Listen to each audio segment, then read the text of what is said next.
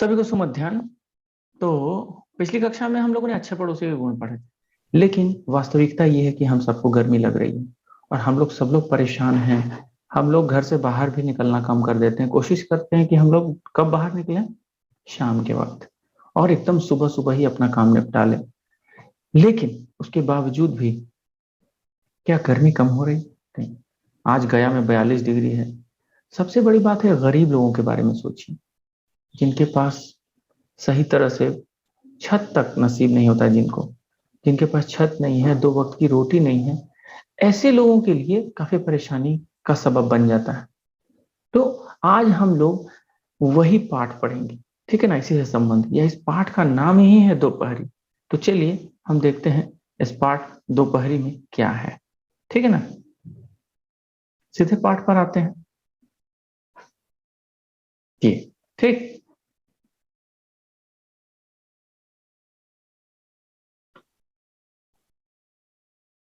हम्म। तो देखिए इस दोपहरी पाठ में क्या है।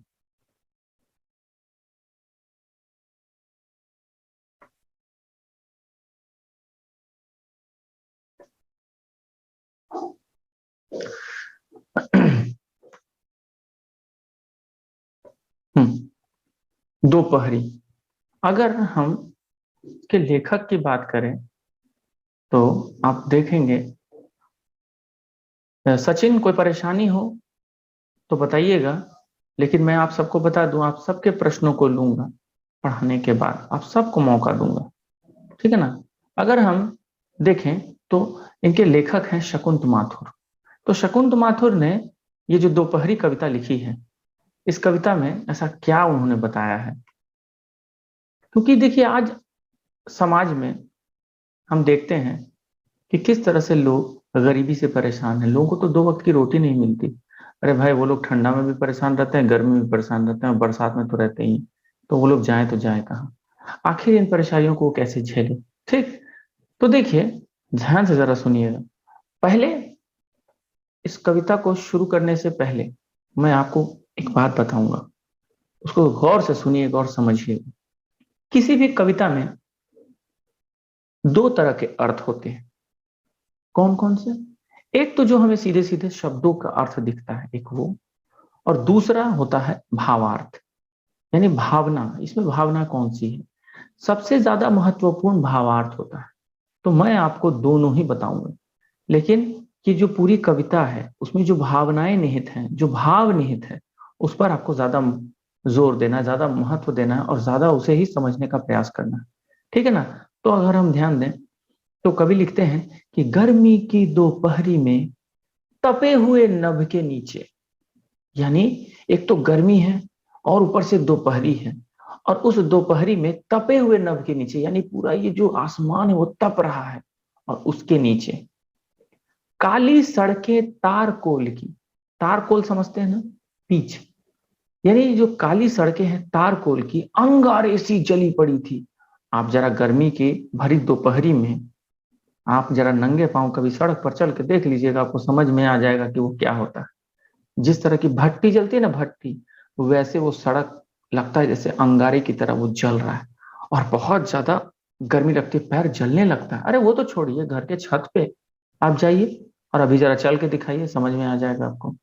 तो हम नंगे पांव नहीं चल सकते, यानी। तो यहाँ पे कह रहा है कि गर्मी की दोपहरी में तपे हुए नभ के नीचे, नभ भी तप रहा है, और उसके नीचे काली सड़कें तारकोल की, यानी काली काली जो सड़कें हैं जो तारकोल यानी पीच से बना हुआ है, अंगारे सी जली पड़ी थी। ऐसा लग रहा था कि कोयला जल रहा है।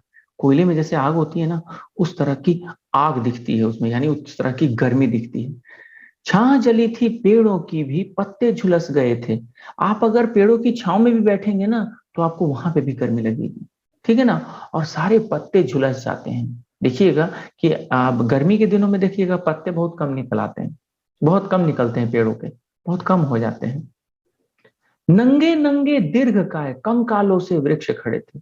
अब पेड़ों की सारी पत्तियां अगर गिर जाए तो ऐसा प्रतीत होता है मानो कि वो नंगे खड़े हो, यानी निर्वस्त्र, बिना वस्त्र के, ठीक है ना। क्योंकि उनका वस्त्र उनका उनके पत्ते होते हैं, उनकी खाल होती है, लेकिन वो खाल भी अपने आप उखड़ के नीचे गिर जाती है गर्मी की वजह से। ऐसा प्रतीत होता है उस समय मानो कि वो सारे जो पेड़ हैं वो क्या हो, ऐसा प्रतीत होता है कि वो पेड़ नंगे खड़े हैं उतनी गर्मी में। और दीर्घकाय विशाल, दीर्घकाय माने विशाल, तो नंगे नंगे दीर्घकाय कंकालों से वृक्ष खड़े थे। कंकाल किसे कहते हैं? हमारे अंदर का जो ढांचा है हड्डियों का। तो ऐसा लगता है कि मानो कंकाल का ढांचा कोई बड़े विशाल इंसान का वहां पर खड़ा हो। ठीक है, समझ में आया? हो अकाल के ज्यों उतार, ऐसा प्रतीत होता है ये सारा दृश्य देख कर कि मानो अकाल पड़ गया हो। यानी अकाल कब पड़ता है? जब कुछ नहीं मिलता, ना पानी मिलता है, ना दाना मिलता है, सब लोग परेशान रहते हैं, ठीक है ना। अब देखिए उसी बीच क्या होता है, कवि ने क्या देखा। एक अकेला तांगा था दूरी पर। अब वहीं पर एक दूरी पर एक तांगा दिख रहा है, देखिए यहाँ पे तांगा है ना, तो दूरी पर एक तांगा दिख रहा था। एक अकेला तांगा था दूरी पर, कोचवान की काली सी चाबुक के बल पर वह बढ़ता था। अब सोचिए इतनी गर्मी में एक घोड़ा गाड़ी है और पतली सी एकदम चाबुक काली काली दिखने वाली, जोर से सड़ाक से एकदम मारते हैं उसको, एकदम जोर से, जैसे ही घोड़े की पीठ पर पड़ता था, गरम गरम पीठ पर, बेचारा और तेज दौड़ने लगता। आप सोचिए, आपको नहीं लगता कि ये गलत है?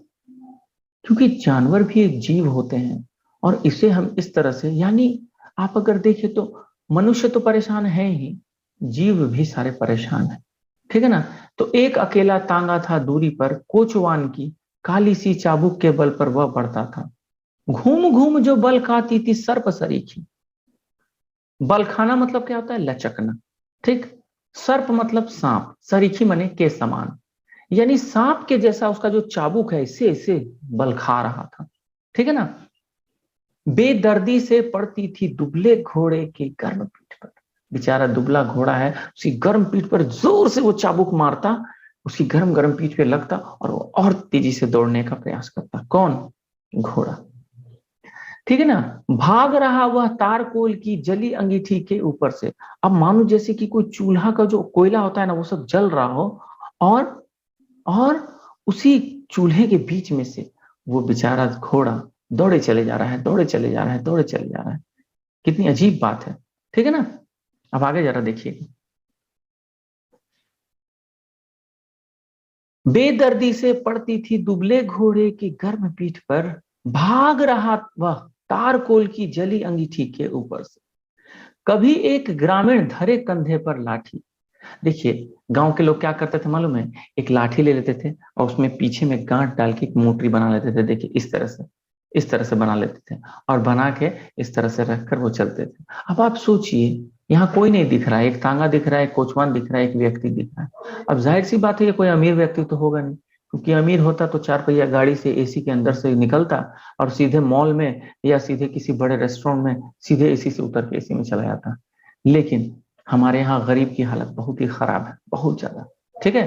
तो वो क्या कह रहे हैं जरा सुनिएगा। कभी कभी एक ग्रामीण धरे कंधे पर लाठी, सुख दुख की मोटी सी गठरी। Priya Ranjan, do you have any question? If you have to wait for some time, okay. कभी एक ग्रामीण धरे कंधे पर लाठी, सुख दुख की मोटी सी गठरी। यानी देखिए अगर शब्दार्थ देखें तो सीधी सी बात है कि उसने उस गठरी को ले लिया है और उसको कष्ट हो रहा है क्योंकि ले जाने में। लेकिन यहाँ सुख दुख की मोटी सी गठरी क्यों कहा है?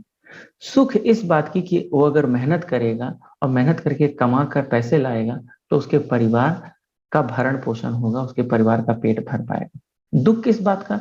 दुख इस बात का कि इतनी गरीबी है कि उसको, हाँ दिव्यांशु जस्ट वेट, इतनी गरीबी है, उस गरीबी में भी वो क्या कर रहा है, उस गरीबी में भी उसको जाना पड़ रहा है। पायल कुमारी, ठीक है ना, उस गरीबी में भी उसको चलना पड़ रहा है। उस गर्मी में, यानी गरीबी है इसलिए ना चल रहा है, अगर वो अमीर रहता तो चलता।